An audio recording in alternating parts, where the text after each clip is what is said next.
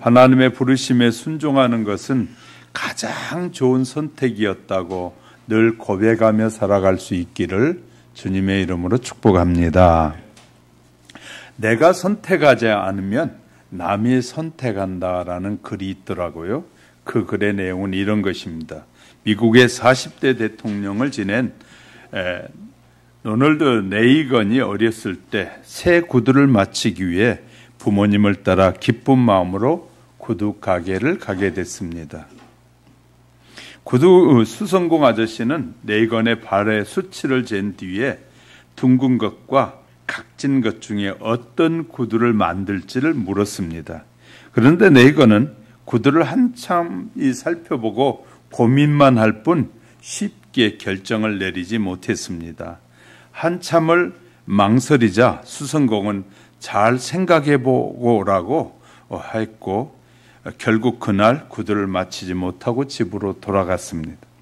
그리고 며칠 뒤 구두 가게를 다시 찾은 레이건은 여전히 우물쭈물하면서 어느 쪽이 좋은지를 결정하지 못했다고 합니다.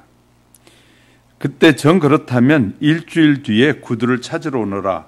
내가 만든 대로 구두를 신으면 후회하지 않을 것이다 라고 말했습니다. 그의 말에 레이건은 구두 수성공이 알아서 구두를 만들어 줄 것이라고 기대하고 차라리 잘 됐다고 생각을 했다고 합니다. 드디어 구두를 찾으러 가게를 방문했는데 완성된 구두를 보고 크게 실망을 했는데 심지어 화까지 날 정도였다고 합니다. 완성된 구두의 모양이 한쪽은 둥글고 한쪽은 네모난 짝짝이 구두였습니다.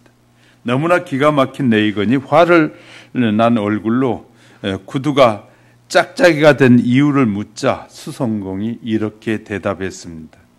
우물쭈물하면서 똑부러지게 결정할 줄 모르는 사람은 이런 짝짝이 신발을 신어야 한단다. 이날 구두 수성공의 말을 통해 레이건은 자기 일을 다른 사람이 대신에 결정해 줄 수 없다는 큰 교훈을 얻게 됐다고 합니다. 이 경험은 그를 미국 대통령으로 이끄는 원동력이 되었다라고 쓰고 있습니다. 선택할 때 잘못되면 어쩌나 걱정이 되곤 한다고 합니다.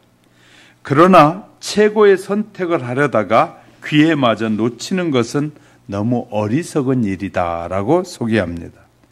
결단하지 못하는 것보다 실패한 선택은 오답의 데이터를 하나 더 깨닫게 된다는 것이 우리 인생을 성공으로 이끄는 길은 바로 선택을 잘하는 것이다 말이죠. 인간은 스스로 선택함으로 자신의 모습을 만들어 간다는 사실을 우리는 배우는 것이 참 중요하다라는 걸 깨닫게 됩니다. 오늘 본문에 나오는 이 나오미가 살던 고향에 심히 어려운 흉년이 들기 시작했습니다. 그곳이 바로 이스라엘 땅이었습니다. 하나님이 약속해 준 땅에 어려움이 많아지자 나오미의 이 남편과 나오미는 두 아들과 함께 그곳이 살기 힘드니까 하나님이 약속한 땅보다는 이방 나라가 잘 살고 있다고 하니까 우리 이방 나라에 이민을 가자라고 남편을 꼬드겼던 것 같아요. 그래서 남편이 그 이야기를 듣고 나오미 아내의 말에 동의해서 이 모압이라는 곳에 잘 살고 풍요롭다고 하니까 그곳으로 이민을 가게 되는 것이죠.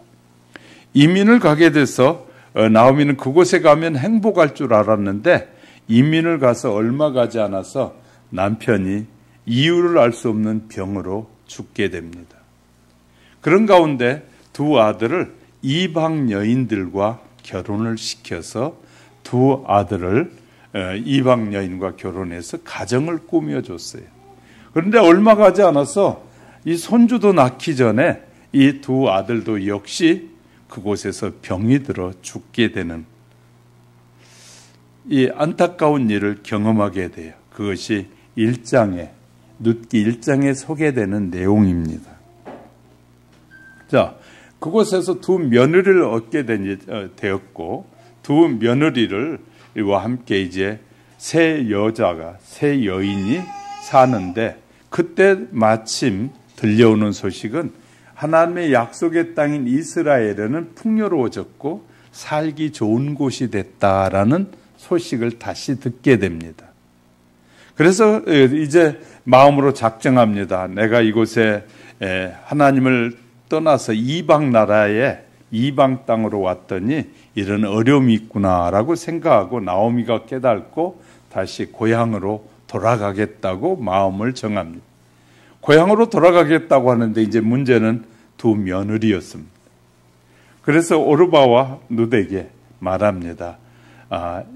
나는 이제 아들을 낳을 수가 없으니까 이제 너희에게 좋은 짝을 지어줄 수 없다. 너희 집으로 돌아가서 아직 너희가 젊으니까 좋은 남자들 만나서 가정을 이루었으면 좋겠다라고 시어머니가 조언을 하는데, 그때 오르바는 한 번 아니라고 말하더니 이제 두 번, 세 번 권면하니까 그 얘기를 듣고 자기 친정으로 돌아갑니다.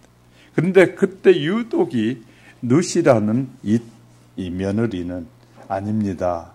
내가 이곳에 시집와 보니까 이 시어머니가 섬기는 그 하나님을 나도 믿고 그 하나님과 살고 싶습니다.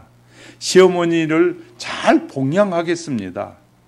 그리고 룻이 이 하나님을 믿겠다고 선택하게 되는 거예요. 그 당시에 이 모압의 모든 지역에서는 이방신을 섬기고 있을 때에, 그런데 룻이 하나님을 섬기겠다, 하나님을 선택하게 되는 거예요. 두 여인이 다시 이방으로 돌아간 며느리가 있는가 하면 이 두 번째 며느리는 하나님을 선택하게 되는 모습을 기록해 주고 있어요. 몇 번이나 권면해도 돌아가지 않고 힘들고 어렵고 가난해도 먹을 것이 없어도 나는 시어머니를 내가 아직 젊으니까 봉양하면서 하나님을 섬기며 살고 싶습니다 라는 간청 앞에 나오미는 어쩔 수 없이 그 롯을 데리고 고향으로 돌아오게 되는 내용들이 오늘의 내용입니다. 젊은 며느리 입장에서 봤을 때는 이제 더 큰 고통만 있을 뿐이었어요. 하나님을 믿는다고 마음은 정했지만 이제 나이든 이 시어머니를 섬겨야 되고, 그 시어머니가 이민 올 때 다 팔아가지고 왔으니까 고향에는 아무것도 없는 것인지 뻔히 알면서도 불구하고 내가 하나님을 섬기는 것은 바로 어머니를 잘 섬겨야 된다는 사실을 알게 된 룻은 미래가 불안하고 아무 희망이 없지만 그럼에도 불구하고 그는 하나님을 섬기겠다는 믿음의 선택과 함께 그는 약속의 땅인 이스라엘로 다시 돌아오게 되는 것입니다. 세상적으로 볼 때는 오르바가 올바른 선택을 하고 좋은 선택을 한 것 같이 보여지고 룻은 바보 같은 선택을 한 것이죠. 왜냐하면 아무런 희망이 없고 남자도 없고 젊은데 젊은 이 룻에게는 정말 아무런 희망이 없는 곳을 향해 오직 시어머니가 믿는 그 하나님만 믿고 떠나는 길이었음을 우리에게 보여주고 있습니다. 룻이 믿음으로 살아가며 시어머니를 섬기겠다는 신앙적 선택과 오늘 우리가 살아가는 저와 여러분의 나의 선택은 어떤 점이 다를까 한번 살펴가면서 믿음의 선택의 중요성을 다시 한번 되새기는 은혜의 시간이 되시기를 주님의 이름으로 축복합니다. 첫째, 내용을 잘 보면 저는 어제 장례식을 갔다 오고 어제 설교를 마무리하면서 장례식에서 결혼식으로 회복의 역사가 일어났다. 첫 번째 이렇게 잡아봤어요. 본문 13절에 보면 이해라는 단어가 있는데 모든 내용들을 앞에 1장부터 4장 이 12절까지 내용을 이해라는 단어로 요약하고 있어요. 룻기에서 이 룻기의 문을 1장의 문을 쫙 열면 장례식이 시작돼요. 남편을 잃은 장례식으로부터 시작돼요. 아버지와 장성한 두 아들의 죽음 앞에 눈물을 흘리게 되는 것이 1장의 내용이에요. 그러나 4장에 와서는 마지막 부분에서 성대한 결혼식이 거행되고 신혼의 달콤한 입맞춤으로 룻기가 마지막이 정리되는 것을 보게 됩니다. 룻기의 끝이 유쾌하고 기쁨의 해피엔딩인데 나아가 아름다운 역전 드라마와 같은 내용이 룻기 1장에서부터 4장에 잘 기록되어 있습니다. 룻기를 그림으로 그려본다면 1장은 남겨진 여인들의 고통인데 남편을 잃고 또 버려진 여인들의 고통을 이렇게 그곳에서 그릴 수 있고요. 2장은 그림을 그려보면 은혜의 눈빛, 룻은 하나님의 은혜의 눈빛과 또 벼이삭과 한 줌의 이 양식만 있으면 살 수 있다라는 그런 고백이 2장에 나와요. 시어머니를 섬기는데 우리가 먹을 것 조금만 있으면 잘 어머니 섬기며 살 수 있는데 그래서 내가 어머니를 믿는 하나님을 믿고 따라가고 싶습니다 라는 그림을 그릴 수 있고요. 3장은 화가들이 그린다면 안식을 기다리는 여인처럼 그리게 될 것이고 4장의 그림은 행복한 이 결혼식인데 이 결혼식으로 남겨진 여인의 고통이 사라지고 안식을 그리워하던 사람들에게 평화가 주어지는 그림을 그릴 수 있습니다.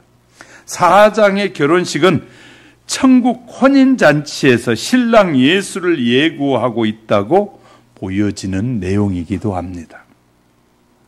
1장에서 울음소리가 들려오지만 4장에서는 이 웃음소리가 웃음소리로 바뀌어지게 됩니다. 1장에서는 가난에 시달린 모습이 보입니다. 그러나 4장에서는 풍성하고 희망찬 모습이 보여집니다. 1장에서는 한없는 장송국 소리가 들려온다면 4장에서는 딴따단한 웨딩 마치가 들려오는 것 같습니다. 1장에서는 무너지는 가정의 이야기라면 4장에서는 고통이 회복되는 이야기로 바뀌게 됩니다. 1장에서 모압에 남겨진 버림받은 사람들이 나온다면 4장에서는 베들레헴의 스타가 등장하게 되는 것입니다. 1장의 장례식은 4장의 결혼식으로 바뀌는 인생 역전의 드라마처럼 새롭게 바뀌는 내용들이 1장에서 4장에 잘 소개되어지고 있습니다. 이렇게 보면서 본문 13절 이에 보아스가 룻을 맞이하여 아내로 삼고 이 시어머니 나오미를 통해서 룻이 프로포즈를 하게 됩니다. 누구에게 하는 보아스에게 프로포즈를 하게 돼요. 시어머니가 가르쳐줘요. 보리 타작마당에 몰래 들어가서 이 보아스에게 이 보아스 잠자는 밑에 가서 그 옷을 덮고 있다가 보아스가 너를 말하면 나를 이렇게 당신의 품에 감춰달라고 해라 라는 이 프로포즈 방법을 가르쳐줘요. 그 프로포즈 방법으로 실은 이 보아스가 하는 것이 아니라 룻이라는 젊은 여인이 시어머니 말을 그대로 듣고 믿고 그대로 가서 해서 보아스에게 이 프로포즈를 하게 되는 거예요. 그런데 그런 프로포즈를 받은 보아스는 지혜롭게 모든 문제를 아주 자연스럽게 해결해 가게 되는 걸 보게 됩니다. 상속권의 재판이 끝이 나게 되죠. 그 일을 통해서.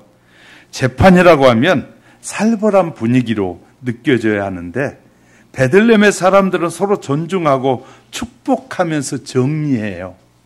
그 프로포즈가 패배자에게 침을 뱉거나 저주하지 않는 참 아름다운 모습의 재판이 끝나게 되는 거죠. 이 행복한 결혼식이 펼쳐졌다는 이야기로 오늘 본문이 시작되고 있어요. 결혼식장을 상상하면서 사람들은 몇 가지 의문을 갖게 될 것입니다. 보아스는 상당히 나이가 많았을 텐데 두 사람 사이의 나이가 얼마나 되었을까? 보아스는 부인을 잃고 지내던 호라비는 아닌가? 아니면 부인을 두고 두 번째 아니면 세 번째 부인을 롯을 맞이하는 것은 아닌가. 그러나 정작 룻기 저자는 이런 문제에 대해서 하나도 언급하지 않고 있어요. 보아스가 롯을 아내로 맞이했다고만 기록하고 있습니다.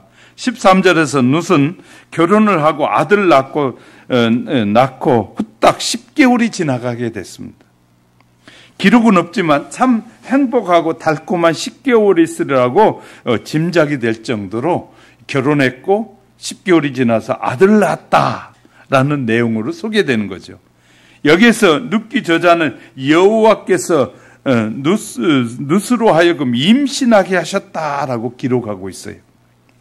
임신을 하나님의 사건으로 고백하는 이 한마디 고백을 통해서 보아스와 룻은 하나님의 뜻 가운데 결혼하게 된 것이고 하나님의 계획 가운데 임신했고 아들을 낳았음을 말하는데 그가 아들을 낳은지라. 지금까지 모든 비극과 눈물, 모든 괴로움과 염려를 털어버리는 한마디 표현으로 이 그가 아들을 낳은지라 라고 쓰고 있는 거예요. 많은 목회자가 이제 저도 마찬가지지만 아침에는 장례식을 하고 낮에는 결혼식을 할 때가 많아요. 왜냐면요, 보통 이 장례식의 발인 예배가 보통 새벽에 이루어져. 아침 오전 9시 안에 대부분이 이루어져요. 그러면 낮에는 이 결혼식을 가야 될, 이곳에 가서는 울어야 되고 이곳에 가서 웃어야 되는 그런 인생을 살 때가 참 많은 것이죠. 자, 성도들은 성경을 공부할 때 이 이단들이 특히 이런 것을 많이 하는데 성경에 말하지 않는 얘기를 들려주기를 원하는 사람들이 많아. 그래서 성경 공부 가면 성경에서 말하지 않는 부분까지 다 알려줬다고 이단들이 그런 얘기를 많이 해요. 목사님, 우리는요 성경의 이런 부분 내가 몰랐는데 다 알았다는 거예요. 엉뚱한 데 관심을 많이 갖는 거예요. 하나님이 몰라서 거기까지만 기록하고 끝낸 것이 아니라 성경의 많은 부분은 축약돼 있어요. 그리고 필요 없는 부분은 다 제해버려요. 그리고 하나님이 말씀하시고 싶어하는 부분만 다 기록해 가는데 이 어떤 지도자들은 그런 사람들의 그런 심리를 자극해 가지고 그 얘기가 없는 것을 만들어서 꾸며 가지고 들려주면 성경을 제대로 아는 것 같이 그런 필요 없는 것에 관심을 가진 사람들이 너무 많이 있어요. 그래서 우리나라 유명한 이 신학자 목사님도 그런 얘기를 했어요. 저희한테도 성경이 말하는 데까지만 가고 성경이 말하지 않는 부분은 그냥 터치하지 마라. 저희 가르칠 때 그래요. 근데 성경이 말하지 않는 부분을 유추해가지고 말하다 보면 하나님의 뜻과 전혀 다른 부분을 흘러가는 수가 많아요. 그런데 그런 얘기를 들려주면 자기들은 성경을 제대로 풀었다고 그렇게 해석하고 말하는 사람도 있어요. 그래서 이것을 이제 우리는 학적으로는 알레고리칼 해석이다 그래요. 말하지 않는 부분을 사람들이 유추해 만들어내가지고 설명해주는 내용들. 근데 지금 여기에서도 보면 10개월이 한 절로 끝나버리기도 하고, 이 몇십 년이 한 절에서 끝나기도 하고 그래요. 그런데 그 내용까지 다 그냥 우리의 상상력을 동원해서 설명해 가는 것은 매우 위험한 것이거든요. 하나님 우리에게 그 부분이 필요하지 않기 때문에 그 부분을 알려주려고 하지 않는 것이거든요. 우리에게 필요하면 필요한 부분은 다 말씀하고 있어요. 그러나 필요치 않는 부분은 삭제해버렸어요. 그러니 우리가 성경을 알고 공부하려면 성경 공부할 때 특히 조심해야 될 부분이 필요 없는 것까지 상상해서 알려고 하는 거예요. 그리고 그걸 풀어주면 그 지도자는 성경을 아주 잘 풀어준 걸라고 생각하는데 인간적인 해석이 들어가기 시작하면 매우 위험해진다는. 그래서 성경에서 떠나고 결국은 자기가 하나님이 돼버리는 이런 위험 요소가 너무 많다는 사실을 잊지 마시고 엉뚱한 데 관심을 갖지 않는, 그리고 우리가 관심을 가져야 되는, 하나님은 왜 이렇게 이 부분을 이렇게 터치했는가를 잘 보는 지혜를 얻기를 주님의 이름으로 축복합니다. 두 번째는 믿음의 선택에 축복의 연인으로 변신하게 된다. 14절 이하에서 내용이 소개돼요. 14절 보기, 여인들이 나오미에게 이르되 찬송할지로다. 여호와께서 오늘 내게 기업 물을 자가 없게 하지 아니하셨도다. 누시 아들을 낳았던 소식이 베들레헴 마을에 전해지자 여인들이 나오미를 찾아와서 축하 인사를 하는 거예요. 이때 축하 인사를 한다면 어떤 말을 할 수 있을까요? 우리가 자녀를 낳은 사람이 축하 인사를 할 때 이런 말 하죠. 옥동자를 얻었으니 축하합니다. 아기가 참 복스럽게 생겼네요. 그렇게 말할 수 있는데, 그런데 이곳 베들레헴의 여인들은 이 누시 아들을 낳았다는데 하나님을 찬양해요. 하나님을 찬양해. 인간은 마음이 남이 잘 되는 거 보면은 배가 아픈다고 그러잖아요. 그래서 사촌이 땅을 사면 배가 아프다는 말이 괜히 나왔겠어요? 그러나 베들레헴의 여인들은 나오미가 잘 되는 것을 보고 함께 기뻐하고 즐거워했다는 거예요. 진심으로 남이 잘 되는 걸 축복해 줬다는 거예요. 할렐루야. 우리 하영교회 성도 여러분, 우리는 이웃이 잘 되고 다른 사람이 잘 되면 막 서로 축복해 줘야 돼요. 할렐루야. 배 아파하는 게 아니에요. 옆에 친구가 먼저 승진하면 축하해 주세요. 참 진심으로 정말 잘하셨다고 이렇게 해줘야 되는데, 오늘 그 사람이 승진하고 나가 안 되면 그냥 배가 아픈 거예요. 그래서 그때부터 헐뜯기 시작하는 거예요. 뭣도 못 됐고 뭣도 못 됐는데, 그런데 나보다 못 됐는데 앞서간다고 말하면서 헐뜯기를 좋아하는데, 성경은 뭐라고 말하냐면 참 다르게 표현하고 있어요. 여기서 찬송할지로다, 이 말은 복받으소서 여호와여, 그 말이에요. 하나님이 복받으시. 누시 아들 낳았는데 베들레헴의 여인들이 나오미에게 찾아와서 하나님 복받으시옵소서라고 하나님께 영광을 돌리고 있는 거예요.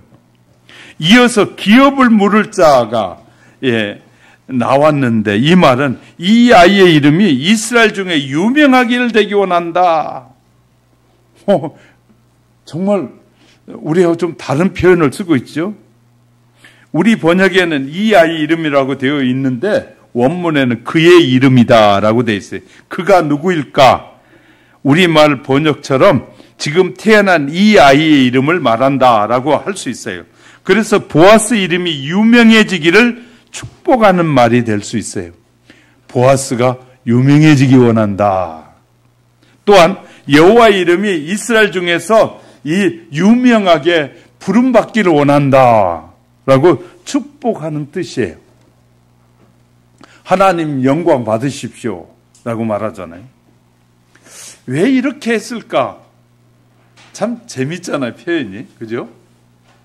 성경이 참 재밌게 나가잖아요. 전개되잖아요. 15절에서 마을 여인들의 축복의 말을 계속합니다. 이 아이는 내 생명의 회복자이며, 이 말은 시편 23편에 내 영혼을 소생시키시며 라는 말과 같은 뜻이에요. 그동안 나오미는 인생의 모진 풍파에 시달리다가 삶의 의욕과 기쁨을 다 잃어버리고 그의 영혼이 탈진한 상태에 빠져 있었던 모양이에요. 이제 누시 자식을 낳아줌으로 나오미가 영혼이 소생하는 기쁨을 얻었다. 자기 실은 나오미의 아들의 손자가 아니잖아요. 그죠? 그런데 나오미에게 이 기쁨이 넘친다라고 말하고 있어요. 이 아이로 말미암아 이제 이 나오미가 남아 괴로움이 가득했다면 다시 나오미에게는 기쁨과 환희, 이 원래 나오미라는 말에 기쁨과 환희라는 뜻인데 그러니까 다시 회복했다. 하나님이 회복시켜줬다. 나오미를. 이 상황을 롯기 저자는 생명의 회복이라는 말로 정리하고 있습니다. 베들레헴 여인들의 의례적인 축하 인사를 하는 것 같지만 그 축복의 내용은 성령의 감동을 전하는 계시적 의미를 담고 있어요. 축복이 정교하고도 세련되게 소개되고 있습니다. 그 축복 가운데 룻을 축복의 이 며느리로 칭송하고 있어요. 너를 사랑하며 7 아들보다 귀한 내 며느리다라고 말하는 거예요. 이 기록은 우리식으로 표현하면 잘 키운 며느리 하나 7 아들 안 부럽다라는 말이에요. 정말 좋은 며느리는 가정을 살리고 그 가정에 이 갈등의 문제를 해결하는 키를 갖고 있다고. 그러니까 며느리 하나, 그래서 우리나라 속담에도 며느리 하나 잘 얻으면 아들보다 훨씬 낫다는 거예요. 그러니까 부모 사이의 관계도 며느리가 다 풀어주는 거예요. 지혜롭게. 부모 사이에 관계가 서먹서먹한 관계가 며느리를 잘 뒀더니 그 며느리로 인하여 그 가정의 행복이 회복됐다.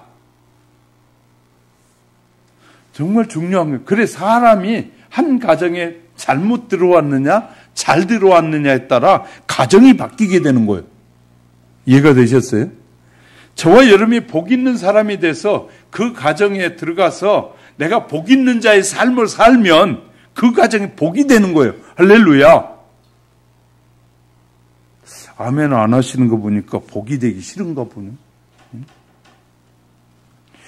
우선 룻은 나오미에게 복덩어리였어요. 나오미는 룻을 인해서 생명이 소생되었고 노년의 복량자가 되었어요. 7 아들보다 더 귀한 며느리가 되었단 말이에요. 7 아들이란 이 땅에서 어버이가 얻을 수 있는 최고의 복을 7 아들이라고 말하거든요.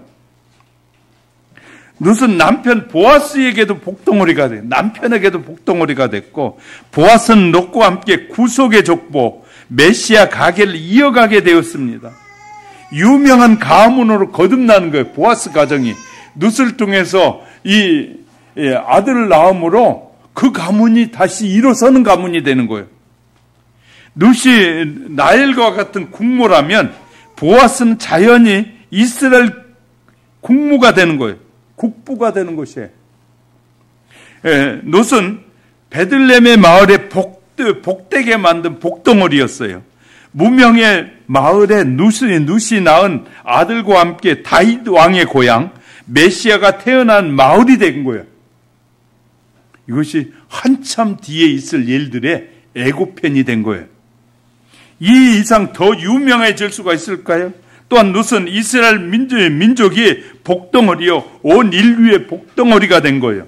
룻이 이방 여인이 믿음의 사람하고 결혼해가지고 그 믿음이 우리 인류의 모든 사람들에게 복덩어리가 된 거예요. 믿음이 이렇게 중요해요. 하나님을 신뢰하고 하나님만 의지하고 하나님만 바라보는 믿음이 인류를 살리는 복덩어리가 되는 거예요. 모든 이방족 속에 복덩어리가 되는 거예요. 과연 룻은 생명의 회복자, 능력 있는 애연, 현수간 여인이라는 사실을 깨닫는 나오미, 롯이 낳은 아이를 품에 안고 감격해요. 그래서 나오미가 그 아이를 룻을 통해서 얻은 아이를 안고 감격해하는 내용들이 소개되는 거예요. 16절에 나오미가 아들을 받아서 아주 대단한 중요한 말입니다. 시브리 말로 엘레드인데 이 안고 하는 말이 엘레드인데 이미 1장 5절에서 나오는 엘레드라는 말은 두 아들이라는 말과 같은 거예요. 두 아들이 이 나오미에게는 엘레드였어요. 희망이었다 그 말이에요. 그런데 1장에서 어미보다 먼저 죽어 어미를 아프게 하고 슬프게 했던 그 아들을 엘레드인데 그것이 4장에 와서 마지막에 와서 이 아이를 갖고 그냥 엘레드 하는 거예요. 나오미가. 그 말은 다시 하나님이 잃어버린 기쁨과 이 모든 것을 이 아이를 통해 회복시켜 주었다는 거예요. 자녀 하나가 엄청난 역사가 이루어지는데 뭐냐면 믿음의 선택을 통하여 낳은 자녀이기 때문에. 할렐루야. 너무너무 소중한 것이. 이 아이가 나중에 인류 구원의 족보 안에 들어가는 놀라운 역사가 일어나는 거예요. 나오미 품에 축복의 아이가 조금씩 자라기 시작합니다. 사람들을 볼 때마다 방실방실 웃으면서 사람들의 애간장을 녹이는, 성경에 보면 대단히 재미있는 사건을 우리에게 남겨주고 있는데, 이 아이 이름을 지어주는데 일반적으로 이름을 짓는다고 하면 그 아이의 아버지나 아니면 이름을 짓겠죠. 보통 아버지들이 짓잖아요. 그래 아니하면 집안의 어른을 가운데 누가 이름을 지어주겠죠. 아니면 학식이 있고 덕망이 있는 사람을 찾아가서 이름을 지어달라고 하는 것이 오늘날 모습이기도 하잖아요. 그 당시에도 마찬가지예요. 그런데 이 아이 이름을 베들레헴의 마을의 여인들이 몰려와서 아이의 이름을 아예 지어주게 되는 거예요. 놀라운 일이죠.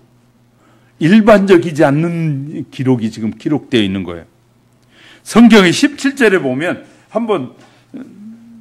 한 번만 말하는 것이 아니라 두 번씩이나 반복해서 여인들의 아이의 이름을 지어줍니다. 무엇이라고 지어주죠? 17절에 무엇이라고 했어요? 오벳이라고 했잖아요. 여인들이 17절에 같이 읽어봐요. 시작. 그의 이웃 여인들이 그에게 이름을 지어주되 나오미에게 아들이 태어났다 하여 그의 이름을 오벳이라고 하였는데 그는 다윗의 아버지인 이새의 아버지였더라. 오벳이라고 마을 여인들이 다 지어줘 버리는 거예요. 이름을. 이 아이의 베들레헴의 모든 사람들에게 관심과 사랑이 대상이 된 거예요. 이 오벳이.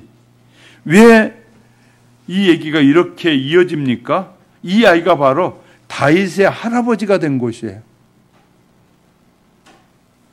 이제 베들레헴의 마을에 관심이 된 것이고 온 이스라엘의 관심으로 번지게 되는 거예요. 다윗의 자손 예수 그리스도의 세계라. 여기 이렇게 나오는 거죠. 결국 이 사랑과 관심은 모든 인류의 역사의 관심사가 되게 됩니다. 믿음으로 살았던 롯이라는 여인을 통해 하나님의 놀라운 역사가 이어져가, 구속의 역사가 이어져 가는데 그 안에 똑같이 이스라엘 안에 많은 여인들이 있었지만 그 여인들의 이름은 기록되지 않고 이방 여인이었음에도 불구하고 하나님을 선택하고 하나님의 뜻을 따라 살겠다는 이방 여인이 이스라엘 안에 깊이 들어와서 이스라엘 여인들이 희망이 되지 않고 이방 여인, 믿음의 여인이 이스라엘 안에 들어와 희망이 돼버리는 거예요. 이런 성경을 보면 얼마나 놀라운지 몰라요. 그러니까 지금 이스라엘 사람들이 말하는 자기들은 유대인들만 모여서 우리만 축복받은 사람이라고 말하는데 성경과 전혀 다른 거예요. 성경에는 세 여인이 소개되는데 세 여인이 전부 다 이방 여인이요. 이방 여인들이 성경 안에 들어와서 축을 이루는데 믿음의 축을 이루어요. 조금 이따 설명해 볼게요. 그러니까 자, 성경의 축을 이루는 것은 하나님만을 바르게 섬기겠다는 여인으로 인해서 그가 유대인이든 이방인이든 가리지 않고 그가 하나님만을 바라보고 섬기는 그 여인을 통해서 구속의 역사가 이어져 가고 있다는 거예요. 할렐루야. 믿음으로 하나님은 믿음을 가진 사람을 통해서 성경을 기록해 가고 있는 것이지 택한 민족이었다고 그 민족을 통해서 이어가고 있지 않아요. 성경은 철저하게 믿음의 계보요. 할렐루야. 믿음의 기록이 하나님을 믿고 하나님의 약속을 믿었느냐, 하나님의 약속을 믿는 계보를 통해서 구원의 역사가 이루어져 있음을 말하고 있는 거예요. 철저하게. 그래, 남자들은 믿음이 좋은 여인을 만나는 것은 축복이에요. 할렐루야. 믿음이 좋은 여인을 만나는 것은 남자들에게는 축복이에요. 좋은 믿음을 가지면 가정의 희망이 되고 가족들에게 희망이 되고 나라의 희망이 될 수 있으니까. 지혜로운 여인은, 그래서 잠언에서는 지혜로운 여인은 가정을 세우고 가정을 복되게 하고 아름답게 꾸며간다고 말해요. 오늘날 많은 남자들이 여자가 되고 싶어하고 여자들이 남자가 되고 싶어해서 성 이식까지 해서 바꿔가면서 성을 바꾸는 사람도 있잖아요. 그런데 실은 여자들도 하나님께서 주신 바른 이 의식이 바르고 바른 신앙을 가지면 여자니까 천대받았다라고 생각하지 않습니다.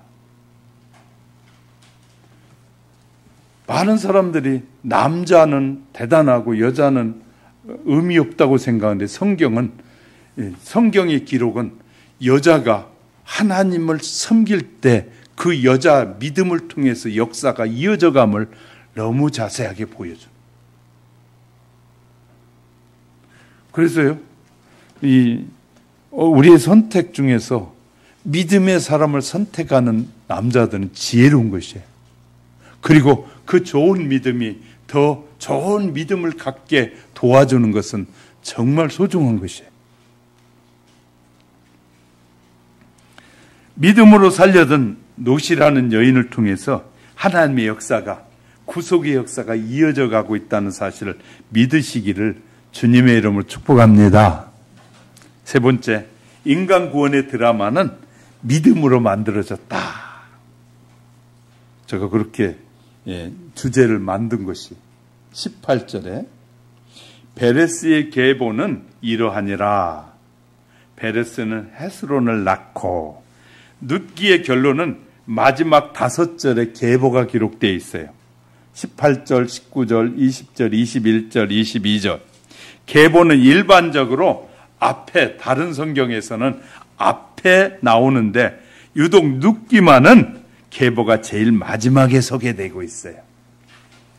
보라, 새로운 시대는 하나님을 믿는 사람이 나아서 열린다라는 의미입니다. 룻기에서 설명하고 있는 것은, 보라, 새로운 시대, 새로운 세계, 믿음의 세계는 이 하나님을 믿는 사람에 의해서 나아서, 하나님의 사람이 나아서 열리게 되는 세계다라는 뜻을 갖고 있어요. 이 계보는 다윗 왕까지 이어지는 계보인데 아브라함, 이삭, 야곱부터 시작하지 않고 하필 왜 베레스부터, 여기에서는 왜 베레스부터 시작하고 있을까 하는 의문을 우리에게 던져주고 있어요. 왜 룻기를 기록하면서 룻기에서는 베레스 계보는 이러하니라 라고 시작하고 있을까? 12절에 가보면, 12절에 보세요. 12절에 우리가 보지 않았던 12절 내용 읽어봐요. 시작. 여호와께서 이 젊은 여자로 말미암아 내게 상속자를 주사 내 집이 다말이 유다에게 낳아준 베레스의 집과 같게 하시기를 원하노라 하시니라. 뜬금없는 다말이 소개되잖아요. 그죠? 다말이 여기에 나오고 있어요. 그럼 베레스가 누구냐? 여기 앞에서 말하는 이 베레스가 누구냐? 창세기 살펴보면 37장부터 끝까지 요셉의 이야기가 기록되어 있어요. 창세기 37장에서. 그런데 중간에 38장에 보면 야곱의 12아들 중에 넷째 아들 유다가 별로 좋지 않는 에피소드가 불쑥 소개돼요. 38장에 가면 유다의 에피소드가. 유다는 당시 신앙적으로 침체해서 아버지 야곱을 버리고 이방 땅에 들어가 살게 됐는데 거기서 이방 여인을 만나 결혼해서 세 아들을 낳게 됩니다. 그 첫째 아들이 엘이라는 아들이고 이 장남과 엘과 결혼한 여인이 다말이라는 여자예요. 이방 여자예요. 엘이 자식이 하나 낳아주지 못하고 일찍 죽자 둘째 아들도 다말과 관계 속에서 둘째 아들도 죽게 돼요. 그러니까 엘이라는 아들이 이 다말과 결혼했는데 엘이 죽게 되고 유다의 아들 이방 여인과 결혼해서 얻은 세 아들이 다 죽게 되는 그런 경험을 하게 돼요. 그렇게 되니까 시아버지는 유다가 다말에게 친정으로 보내. 너는 그냥 네 집으로 돌아가라. 왜냐하면 네 자녀들이 다 죽었으니까, 세 자녀가 다 죽었으니까 이 아들이 없으니까 우리 집에 있을 필요가 없다. 그런데 놀라운 것은 다말이란 여인이, 이 이방 여인이 신앙인의 집에 시집 와 보니까 이곳에 하나님을 섬기는데 하나님의 약속을 믿는 여인이 돼버린 거예요. 다말이란 여인이. 그래서 가만히 보니까 유대 사람들은 이 엘이 큰 아들인데 큰 아들과 결혼해야 하면 대를 이어야 되니까 동생하고 살아야 되고, 동생이 죽으면 또 아들이란 아들과 다 살아봤는데 다 죽었어요. 죽고 나니까 시아버지가 너는 네 고향으로 돌아가라는데 다말이 집에 와서 가만히 돌아보니까 믿음의 계보를 지켜야 되는데 말도 안 되거든. 그러니까 여기 있다 가만히 생각해 보니까 안 되겠어. 그런데 마침 다말이 살고 있는 모압 지방에, 이방 지역에 시아버지가 그 근처에 온다는 소식이 들려오는 거야. 그러니까 다말이 꾀를 써가지고 이 옷을 갈아입고 뭘로 창녀의 모습을 하고 가가지고 시아버지를 유혹해. 그러니까 시아버지가 그 유혹에 빠져가지고 이 며느리인지도 모르고 며느리와의 관계를 갖게 돼요. 그러니까 이 다말이 시아버지에게 이렇게 관계를 가지면서 나에게 증표를 달라고 그러니까 증표를 주었어요. 그러고 나서 다음날 증표를 찾아가면서 양을 주기로 했는데, 그 지역에는 창녀가 없다는 거예요. 그래서 이 유다가 돌아왔는데 10개월 좀 지나니까 며느리에게서 애가 있다는 소식이 들려. 그러니까 유다가 이런 나쁜 년인이 애를 가졌냐고 당장 가서 그 여인을 죽이라고 하는데 찾아가니까 여인이 증표를 내놓는데 시아버지가 준 증표를 내놓는 거예요. 그 말에 여기에서 이제 우리는 부정적인 생각을 갖기 쉬운데 성경은 왜 이 내용을 기록했냐면 이 계보를 중요하게 여기는 여인, 다시 말해 믿음의 계보를 중요하게 여겼다는 사실을 핵심적으로 다루고 있는 거예요. 다말이라는 여인이 하나님의 그 계보, 축복의 계보를 소중하게 여기는 여인이었다는 사실을 강조하고자 하는 거예요. 그래서 다말이 드디어 해산에서 낳은 아들이, 첫 번째 아들이 낳은 아들이 베레스였어요. 유다가 이 야곱의 네 번째 아들은 유다를 통해서 얻은 이 아들이, 며느리를 통해서 얻은 아들이 베레스였는데, 그렇다면 이런 다말에 낳은 베레스와 지금 롯이 낳은 오벳과 어떤 관계이냐? 룻기는 야베스를 시조처럼 기록하고 있는 건 왜 그러냐? 창세기의 다말과 룻기의 롯은 유다 집안의 메시아 족보를 끊어질 위기에서부터 메시아 약속을 지켜온 사람들이, 여인들이라는 거예요. 이해가 되셨어요? 대를 메시아 족보를 이어간 여인들이었음을 강조하고 있는 거예요. 하나님의 구원의 때를 이어가려는 열망이 있었던 여인들이라는 거예요. 결국 하나님의 구원 역사의 대를 이어간 여인들입니다. 여러분, 하나님의 구원의 열심을 막을 자는 아무도 없어요. 아무리 하나님의 구원의 역사를 막으려고 해도 하나님의 구원의 역사를 막을 인간은 아무도 없기 때문에, 하나님의 구원의 계획을 끊을 자 아무도 없는 것이에요. 바로 이런 하나님의 열심을 가졌던 사람, 이방 여인 다말이고 룻이었단 말이에요. 이 열심으로 얻은 아들이 창세기 베레스요, 룻기에서는 오벳입니다. 다말은 이스라엘의 이 아들을 얻기 위해 목숨을 걸고 모험을 한 것이에요. 모험을 통해서 아들을 얻었어요. 그러니까 시아버지를 유혹하는데 모험을 한 거예요. 룻은 이스라엘 아들을 얻기 위해서 고향 땅, 자기 고향인 동족을 버렸고, 자기 신들을 버리고 어머니를 쫓아서 와가지고 이 어머니의 이 사촌을 통해서 아들을 얻게 되는데 그 아들이 오벳이잖아요. 이제 왜 룻기 저자가 베레스와 오벳을 연결하고 그 연장선상에서 다윗을 말하고 있는지 이해가 되십니까?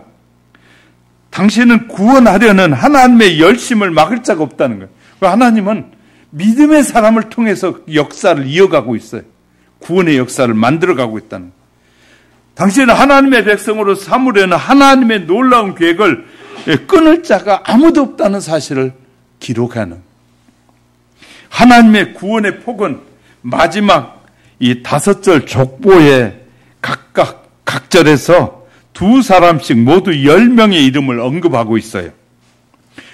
누가 누구를 낳았다는 단순한 문장을 9번이나 반복하고 있는데, 룻기는 1장에서 죽음의 이야기로 들려줬고 4장의 마지막에선 출생의 이야기를 들려줬다고 말씀드렸어요.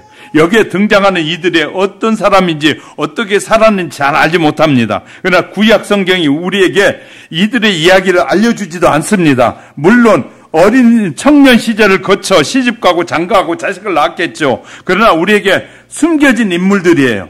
분명한 사실은 하나님이 그들을 사랑했다는 건 사실이에요.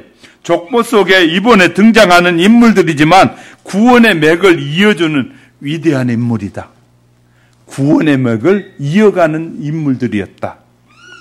21절에 보면 룻기의 주인공 이름이 소개되는데, 살못은 보아스를 낳고 보아스는 오벳을 낳고 오벳은 이세를 낳고, 지금까지 룻기의 보아스가 룻의 친족들의 구원자로 많은 헌신을 했어요.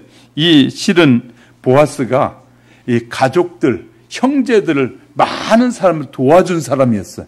그 당시에. 그런데 그 도와준 자비를 베푼 것이 결국 자기에게 자비를 베푼 거예요. 자, 잘 보세요. 내가 풍부해가지고 다른 사람에게 자비를 베푸는 것은 누구를 위한 자비라고요? 자기를 위한 자비예요. 우리가 하나님이 복을 많이 주신 것은 나 혼자 누리고 나를 위해 살라고 하는 것이 아니라 내 주위에 있는 많은 사람, 가족들과 이웃을 돌보라고 주신 거라고. 할렐루야. 그 돌보는 것을 잘했더니 보아스가 복을 받은 거야. 할렐루야. 야, 성경을 보면 이런 참 우리가 알지 못한 부분에 생소한 내용들이 많이 소개돼요. 룻은 나오미의 가문을 회복했을 뿐만 아니라 보아스의 가게를 회복한, 나오미의 가게도 회복했지만 자기의 가게도 회복했어요. 그 보아스가 아들이 있었는지 없었는지 성경은 다 빼버렸어요. 그가 결혼했었는지 안 했었는지도 기록이 없어요. 그런데 보아스라는 사람은 재산이 많았고 그 당시에 남에게 베푸는 일을 많이 했기 때문에 사촌이었던 이 가족 관계인 이 나오미를 도왔고, 그랬더니 나오미를 통해서 이 자부가 이 보아스와 결혼하게 하는 그런 끈을 이어가면서 그 이어가는 끈을 통해서 구속의 역사가 이어지게 했는데, 알고 보니까 보아스도 복의 사람이 된 거예요. 할렐루야. 뭘 통해? 베품을 통해서. 할렐루야. 우리가 남에게 잘 베푸는 것은 결국 자기에게 복이 돌아오는 거예요. 할렐루야. 성경 읽다 보면 이런 부분에 우리 또 목사도 흥분되는 거예요. 야, 하나님이 이렇게 역사하시는구나. 또한 21절은 룻기의 한 주인공 보아스의 아버지가 누구인지를 알려주는데, 출애굽기 가나안 정복 당시를 이끌었던 리더 가운데 한 사람인 살몬이라는 사람이 있어요. 살몬. 마태복음 1장 5절에 가면 살몬은 나압에게서 보아스를 낳았고 이렇게 기록되어 있어요. 살몬이 누구인지를, 살몬이 나압에게서 보아스를 낳았다. 보아스의 어머니는 누구냐면 여리고성의 기생, 여리고성에 정탐하러 갔을 때 그 정탐꾼을 숨겨준 기생이 바로 이 남원을 낳았다는, 살몬을 낳았다는 거예요. 자, 희한하죠? 지금 3분을 소개했어요. 다말, 룻, 그 다음에 기생, 여리고성의 기생, 라합. 세 여인이 이방 여인들이었는데 믿음의 사람들을 숨겨주고 믿음을 지키게 하고 그들의 생명을 지켜줬더니 그들이 하나님의 축복을 받고 믿음의 계보 속에 들어오게 된다. 할렐루야. 참 성경에 보면 우리가 안 봤으면 좋겠다 하는 내용들까지 기록되어 있는데 그 속에는 그것을 기록한 목적은 하나님의 구속의 역사가 어떻게 이루어지는지를 우리에게 설명하려고 기록하고 있더란 말이죠. 자, 성경은 이 여인 라합의 이방 기생이었다는 사실을 전혀 숨기지 않고 자랑하듯이 알려주는 거예요.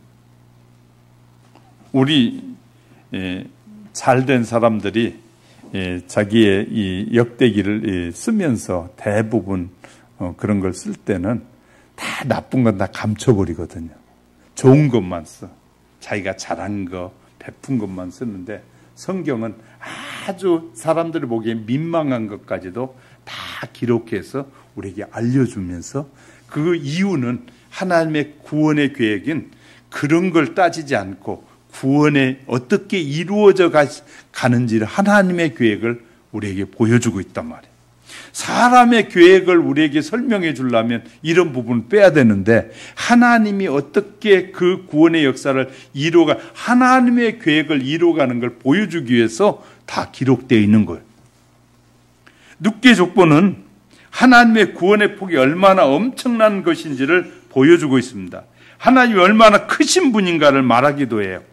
이방 여인 다말이 시아버지와 관계 속에서 얻은 이 아들 베레스를 구원 역사 속에 중심에 들어오게 하고 여리고성 기생 살모는 이 결혼하여 룻기의 주인공 보아스를 낳게 되고 보아스는 모압 여인 룻과 결혼해서 다윗 왕의 할아버지를 와 할머니를 얻게 되고요. 이 부끄러운 가계를 조금 더 개념치 않고 당당히 기록합니다. 하나님의 구원하신 그 높이와 넓이와 깊이가 얼마나 큰 것인지를 보여주는 거예요. 본문 22절에서 우리에게 룻기의 종착적 마지막 결론은 오벳은 이새를 낳고 이새는 다윗을 낳았더라. 룻기의 사사기의 연속편이거든요. 룻기는 사사기 시대는 왕이 없었던 시대였잖아요. 룻기는 왕이 없던 시대 왕의 시작을 알리는 룻기예요. 할렐루야. 왕을 낳았다. 다윗을 낳았다. 왕의 시작을 우리에게 태어났다는 것으로 끝맺고 있어요. 룻기가. 룻기의 마지막 바로 마지막 단어가 다윗입니다. 그리고 그 다윗은 다음 책 사무엘로 넘어가게 돼요. 룻기는 다윗으로 끝났지만 룻기는 다윗으로 끝났지만 신약 마태복음은 다시 다윗으로부터 시작돼요. 마태복음 1장에 가보면 아브라함과 다윗의 자손 예수 그리스도의 계보라 하고 딱 나와요. 결국 룻기는 예수 그리스도 끝이 예수 그리스도로 끝나게 된다는 거예요. 구원의 계획은 예수 그리스도로 끝나게 된다라는 사실을 알려주고 있어요. 룻기는 다윗을 거쳐 예수 그리스도에게로 이어지는 거대한 구원의 이야기라고 말해요. 할렐루야. 인간의 이야기가 아니라 하나님의 인간을 사랑하시고 인간을 구원하여 영원한 아버지와 함께 살 세계를 어떻게 계획하고 이루어 가시는지를 보여주고 있다. 이렇게 이해하시면 되겠습니다. 인류의 친족, 이 구원자이신 예수 그리스도를 우리에게 소개하는데 오벳은 이새를 낳고 이새는 다윗을 낳았더라. 룻기의 마지막은 우리에게 긴 여운을 남기고 있습니다. 룻기의 마지막은 우리에게 큰 도전을 주는 거예요. 큰 도전. 그래서 오늘 우리는 나는 어떤 믿음을 가지고 살고 있는지, 정말 하나님이 말씀하신 믿음의 세계 속에 사는지, 성경을 알려고 하는 사람들은 이 구원의 계획을, 하나님의 계획을 보려고 하는 것이 아니라 이기주의로 자기에게 필요한 것이 뭔가 보려고 자꾸 성경을 더 알고 싶어하는, 그러니까 이단에 빠진 많은 사람들이 성경을 알고 싶어하는데 성경을 구속사적으로 알고 싶어하는 것이 아니라 자기 욕심을 따라 알고 싶어서 다른 얘기를 듣고 싶어하는 거예요. 그러니까 많은 이단에 빠진 사람 저한테 그래요. 목사님 이런 얘기 아세요? 그래요. 근데 내가 웃으면서 잘 몰라요. 근데 나한테 오면 성경을 내가 가르쳐 줄게. 나한테 배우러, 나보고 배우러 오라 그래. 그래서 아니 나는 그 사람에게 배울 게 없고 그 사람에게 배울 게 없고 내가 나한테 오면 내가 성경을 자세히 가르쳐 줄게. 그러거든요. 안 와요. 그러면서 자기가 더 성경을 잘 안대. 그리고 암송 능력이 뛰어난 여자들 만나면 저보다 성경을 더 많이 외워. 줄줄줄줄 외우면서 나게 해요. 그러면 난 잘 몰라. 내가 그래요. 난 잘 모르는데 그 내용을, 전체 내용은 알아. 나한테 와 배워봐. 그러면 자세히 가르쳐 줄게. 내 그러거든요.